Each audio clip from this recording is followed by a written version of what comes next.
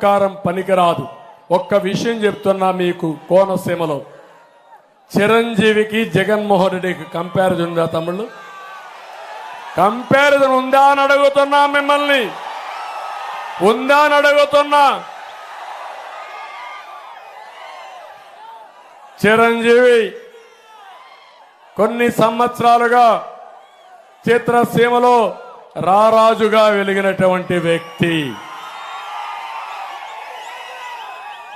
వారి యొక్క కళామ తల్లికి చేసిన సేవలు గుర్తుపెట్టుకుని కేంద్ర ప్రభుత్వం కూడా పద్మ విభూషణ్ ఇచ్చారా లేదా అని మిమ్మల్ని అడుగుతున్నా. అదే మరిగా Rajamouli one of the best director. ఆయన సినిమాలు తీశాడు, బాహుబలి ఇవన్నీ, త్రిబుల్ కూడా మన తీశాడు.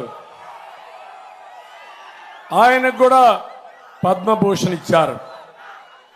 అలాంటి మహామహుల్ని, సినిమా హీరోల్ని పిలిపించి ఇంటి దగ్గర అవమానం చేసిన విధానం ఒక్కసారి మీరు గుర్తుపెట్టుకోవాలి. నేను 14 సంవత్సరాల ముఖ్యమంత్రిగా ఉన్నా, ఏ నటుడు కూడా నేను అవమానం చేయలా. నటుల్ని గౌరవించిన సంస్కారం మాది. పవన్ కళ్యాణ్ గారి సినిమాలు వస్తే కనీసం సినిమాల్లో ఆడడానికి రేట్లు కూడా ఇవ్వని దుర్మార్గుడు ఈ జగన్మోహన్ రెడ్డి. అంటే మనమందరం ఆయనకు బానిసలు కాబట్టి ఆయనకు ఊడిగం చేస్తే మన సినిమాకు రేట్ ఇస్తాడు. వీళ్ళ అబ్బా సొత్తు, వీళ్ళ నాయన సొత్తు అనుకున్నాడు. అలాంటిది చిరంజీవి గారిని, సినిమా ఇండస్ట్రీ మొత్తాన్ని అవమానం చేసిన వ్యక్తి, అహంకారైనటువంటి వ్యక్తి ఈ దుర్మార్గుడు. కానీ పవన్ కళ్యాణ్ గారిని నేను అభినందిస్తున్నా, బాలకృష్ణని అభినందిస్తున్నా.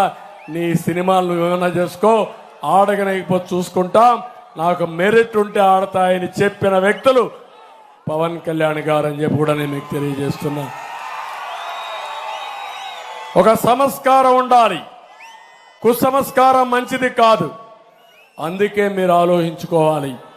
సంస్కారం లేని వాళ్ళు అదే అంటారు పెద్దవాళ్ళు సుభద్ శతకంలో, సునకాన్ని తీసుకుపోయి సింహాసనం పైన కూర్చొని పెడితే దాని బుద్ధి మారదని. అదే జరిగింది రాష్ట్రంలో.